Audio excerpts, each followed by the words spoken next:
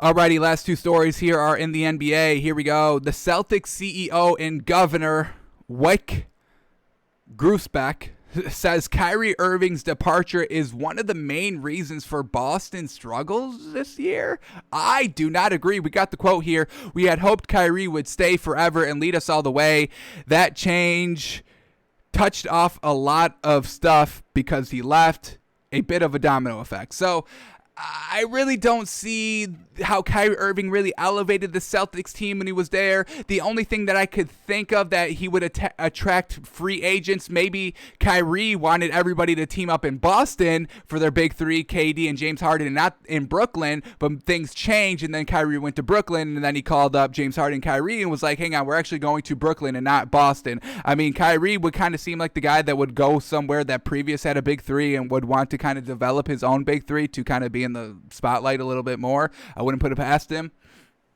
But when we look at what Kyrie Irving did in the Celtics his 2 years there, let's go to the year before when they had Isaiah Thomas. They were 53 wins and 29 losses, and they lost in the Eastern Conference Finals. Then Kyrie Irving comes his first year. They are only elevated by 2 more wins, so they go from 53 wins without Kyrie Irving to 55 wins, so they went 55 and 27 that season. Once again, lost in the Eastern Conference Finals, so, Kyrie Irving, he only attributed to 2 more wins, but then they still lose in the Eastern Conference Finals, couldn't elevate them to get to the finals. And then his next year, his second year, their wins went down to 49. So they went 49 and 33, lost in the Eastern Conference semifinals that season. So, it's not like Kyrie Irving was absolutely fantastic and, he was the one that was leading this team. No, it was nothing really like that. It was Jason Tatum and company like that. It wasn't really Kyrie Irving elevating anybody. He was really doing the same thing Isaiah Thomas was doing that season in 2016, 2017.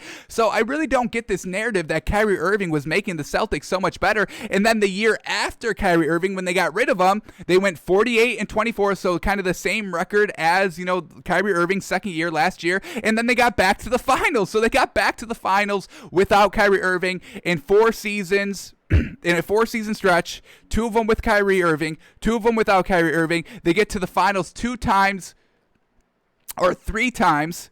One of those times was with Kyrie Irving.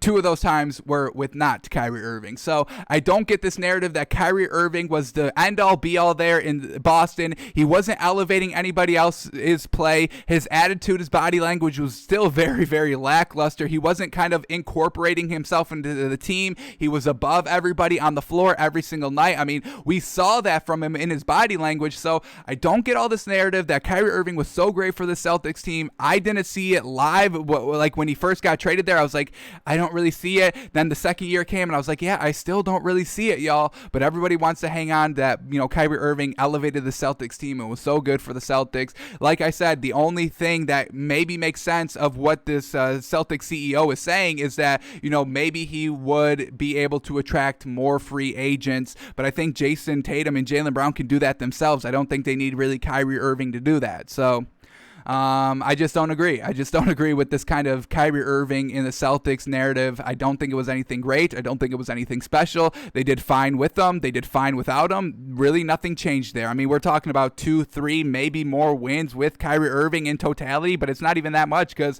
he won 2 more games with them and then lost 3 games without him when we compare it to the 2016 season. So, and the 2018 season or the 2019 season where they lost 1 more game without Kyrie Irving, it's just not that much of an impact. So